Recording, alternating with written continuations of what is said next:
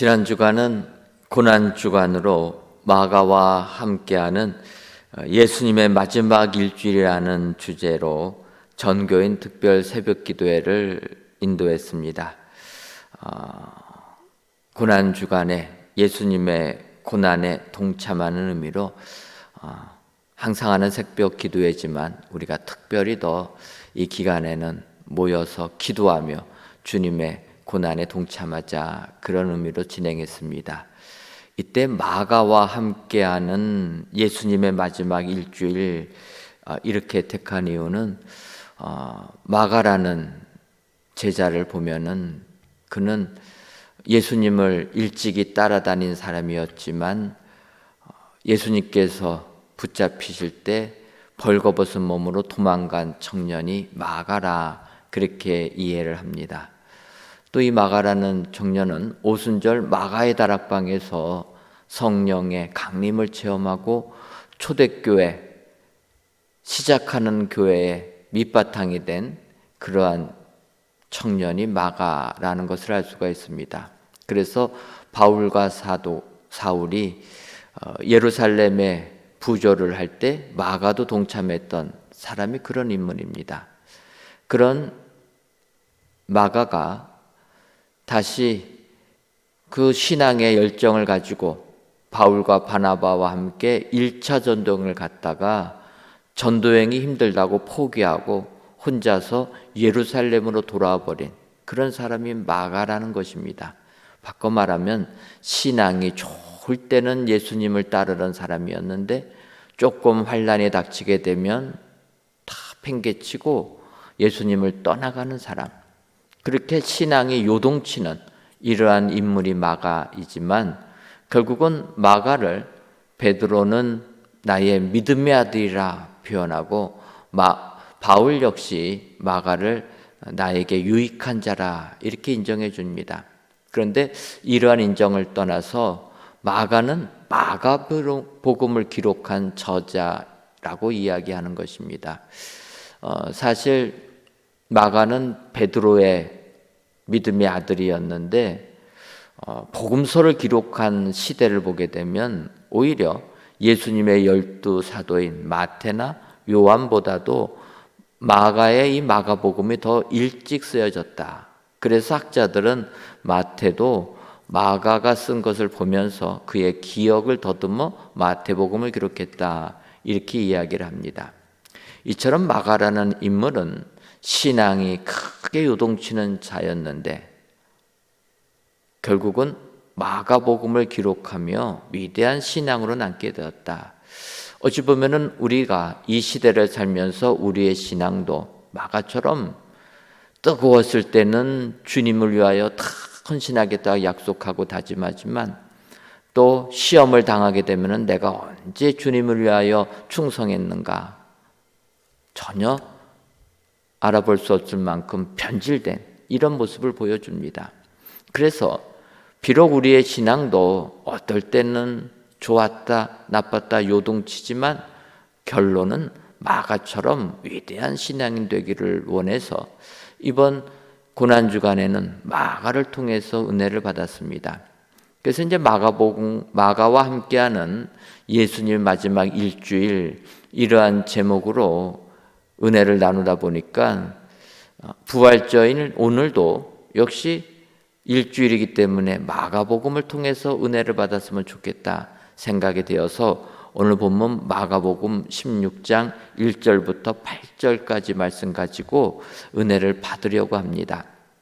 근데 오늘 마가복음 16장을 보게 되면은 오늘 본문으로 택한 1절부터 8절까지 오늘 본문의 내용이 나와 있는데 특별히 8절을 보게 되면은 여자들이 몹시 놀라 떨며 나와 무덤에서 도망하고 무소하여 아무에게 아무 말도 하지 못하더라, 이렇게 8절이 끝나게 됩니다. 근데 이 8절이 끝난 다음에 9절부터 20절까지는 큰 괄호가 되어 있습니다. 그리고 이 큰 괄호가 되어 있는 9절부터 20절 말씀을 각 줄을 보면은 어떤 사본에는 없음, 이렇게 되어 있습니다. 바꿔 말하면은 이 마가복음에 16장 8절까지는 모든 사본에 기록되어 있는데 9절부터 20절까지는 기록이 안 된 사본도 있다라는 것입니다.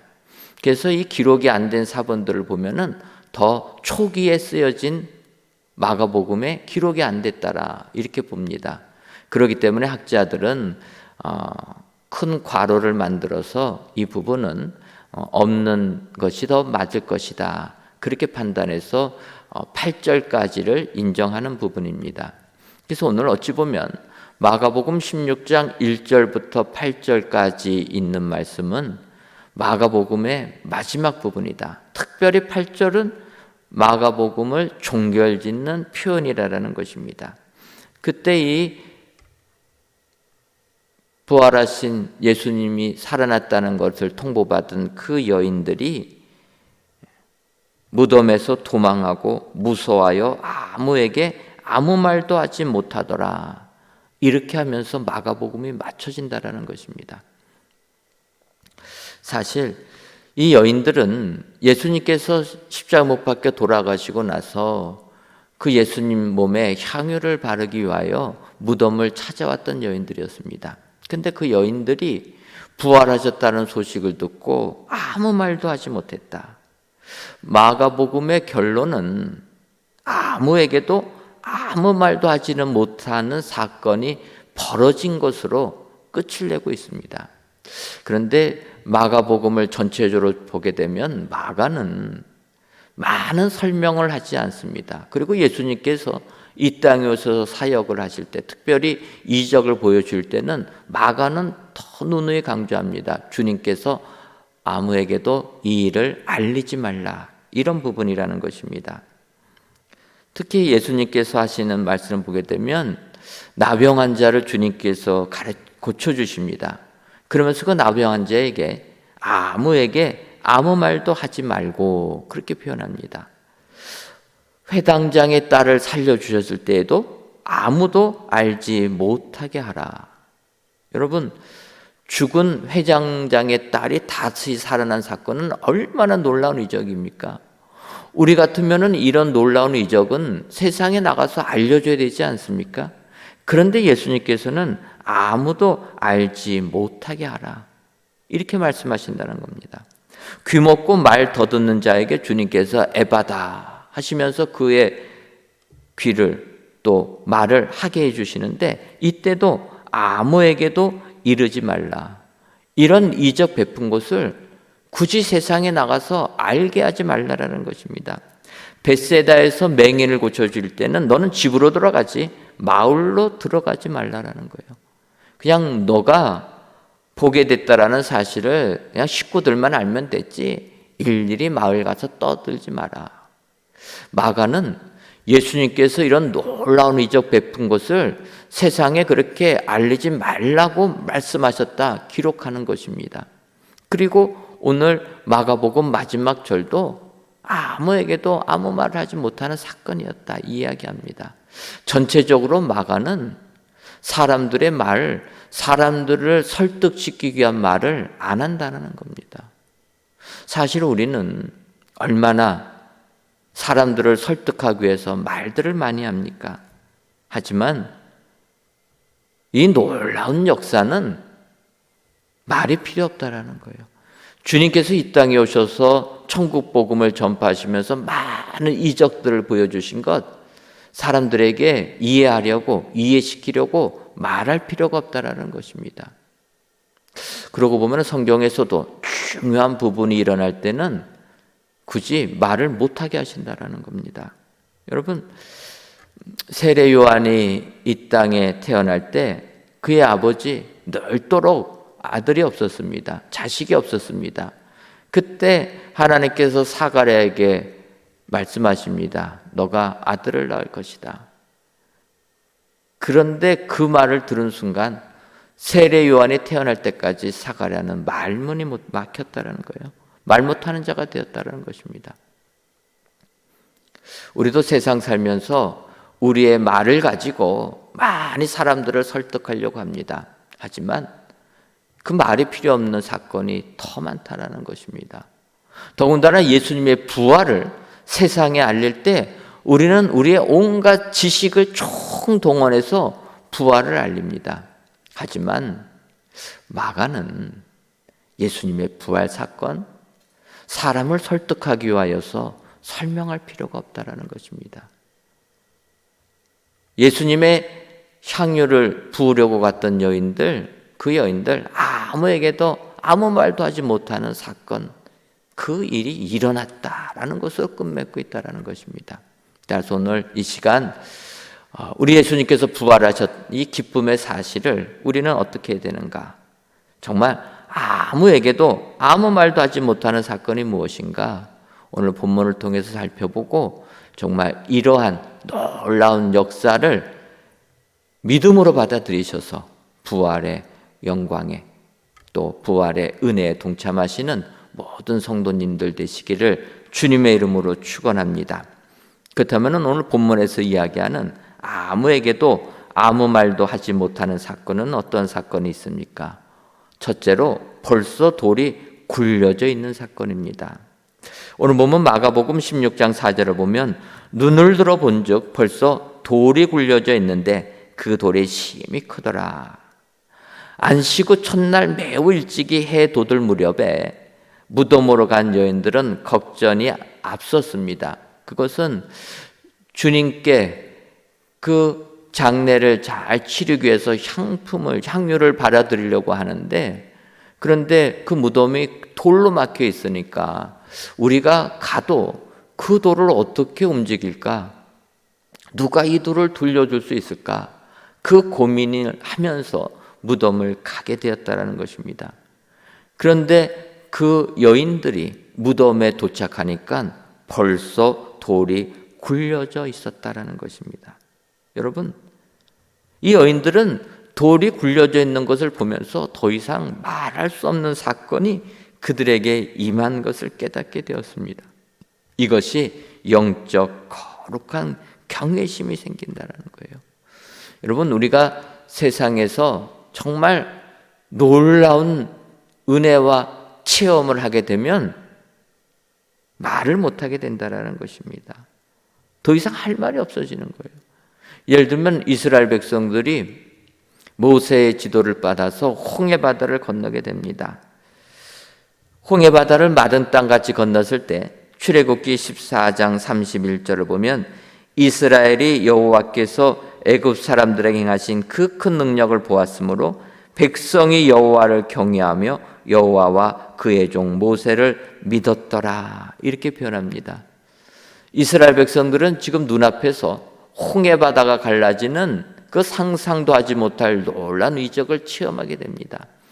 그제서야 비로소 그들이 여호와를 경외하게 되었다, 여호와를 두려워하게 되었다는 것입니다. 여러분, 여호와를 두려워하는 그 사람들은 더 이상 말을 하지 못한다는 거예요. 영적 거룩함, 떨림 앞에서는 인간은 말문이 막힐 수밖에 없다는 것입니다. 이와 같은 것은 다니엘도 마찬가지입니다. 다니엘은 큰 전쟁에 관한 환상을 보게 됩니다.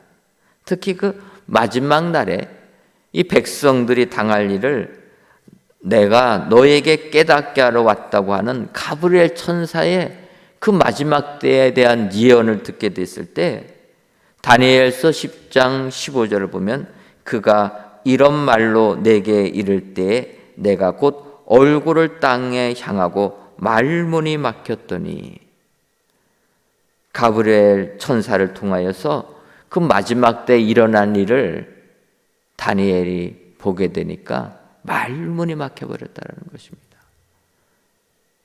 하나님 앞에 섰을 때 그 놀라운 이적이 일어났을 때 우리는 인간의 지혜로 설명하는 것을 넘어서게 된다.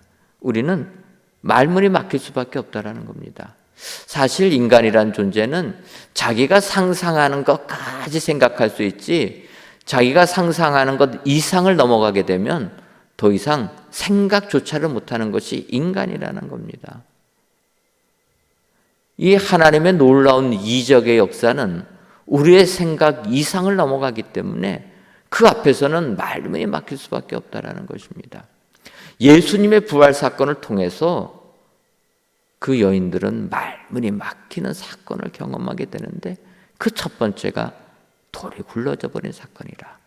여러분, 예수님의 부활을 설명할 때 돌이 굴려져 있는 것, 그거 사람들의 이해를 구하기 위해서 설명할 필요 없다라는 것입니다.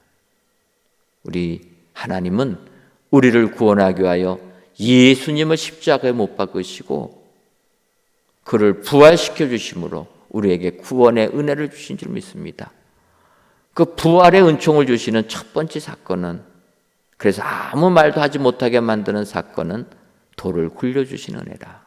여러분 기억하시고 우리의 삶 속에 이 같은 우리의 상상 이상의 은총이 임하게 될 때 오히려 하나님을 경외하시고 하나님께 감사하시는 저와 여러분들 되시기를 주님의 이름으로 축원합니다. 다음으로 아무 말도 아무에게도 하지 못하는 그런 사건은 그가 살아나신 사건이라 이렇게 얘기합니다. 오늘 보면 마가복음 16장 6절을 보면 청년이 이르되 놀라지 말라 너희가 십자가에 못 박힌 나사렛 예수를 찾는구나. 그가 살아나셨고 여기 계시지 아니하니라. 보라 그를 두었던 곳이니라. 이렇게 이야기합니다. 오늘 마가는 청년이 이르되 이렇게 표현합니다. 그런데 마태복음을 보게 되면은 이 청년은 흰 옷 입은 천사라 이렇게 표현합니다.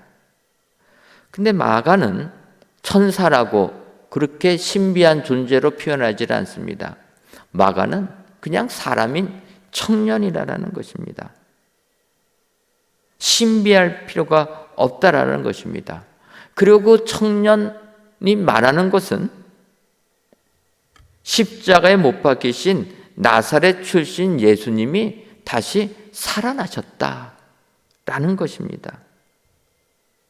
마가는 예수님의 부활 사건을 간단 명료하게 한 문장으로 끝납니다.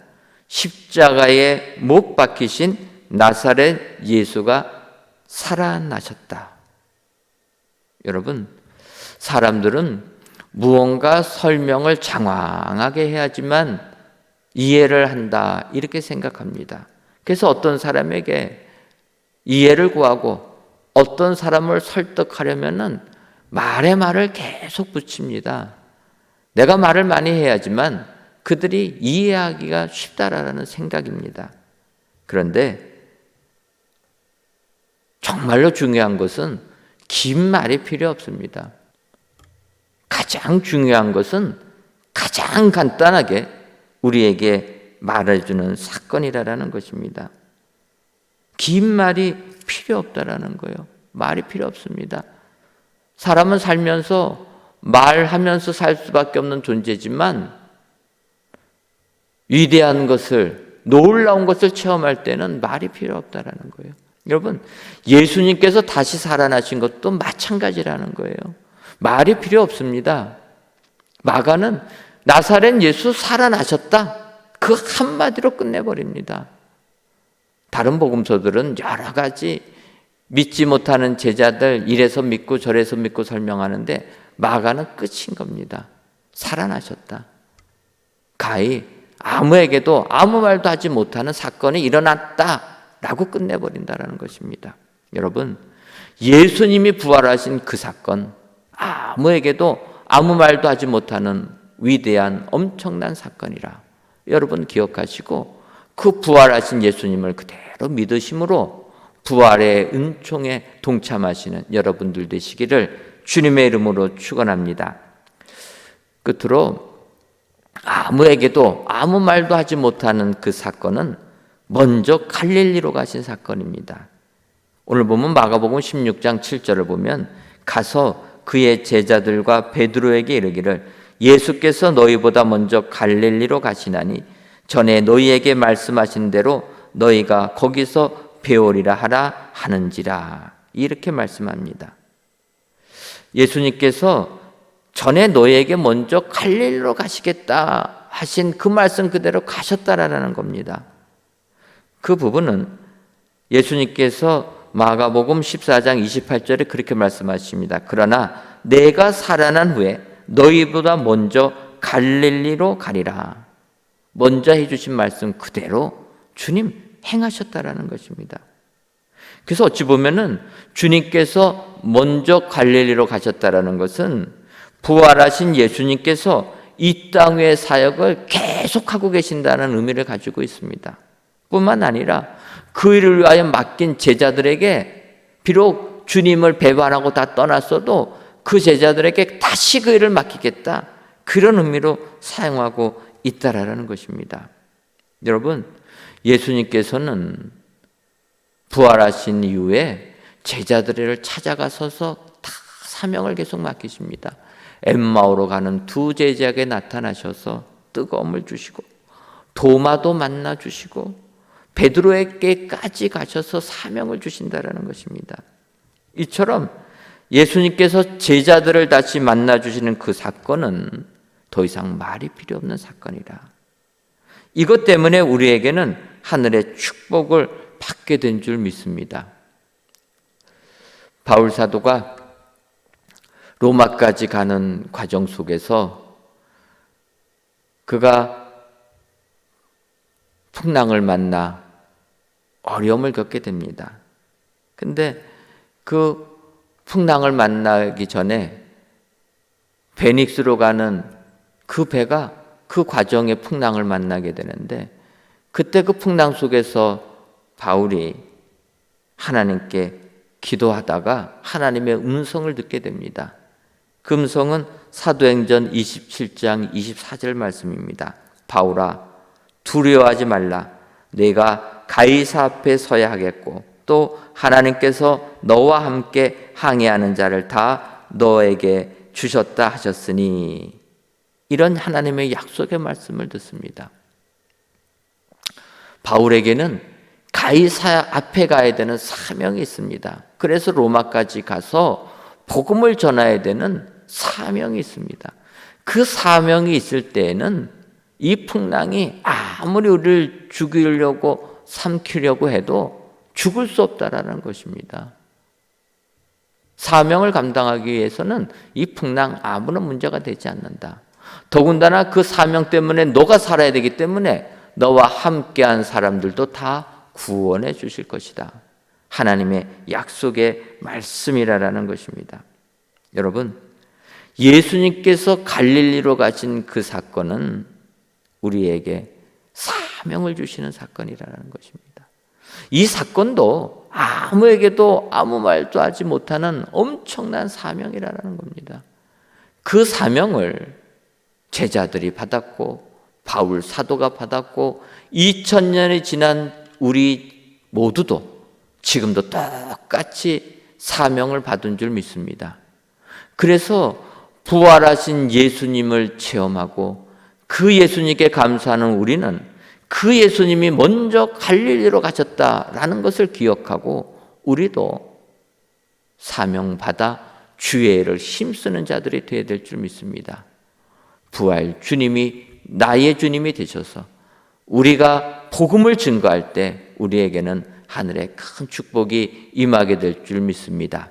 오늘 이 예배를 드리시는 저 여러분 모두가 진정으로 예수님께서 우리를 위하여 십자가 달려 돌아가셨지만 사흘 만에 부활하셨다, 다시 살아나셨다. 이 사건은 아무 말도 하지 못하는 엄청난 사건이고 이것이 우리에게 최고의 축복이라 기억하시고 부활하신 주님을 더욱더 찬양하시는 저와 여러분들 되시기를 주님의 이름으로 축원합니다.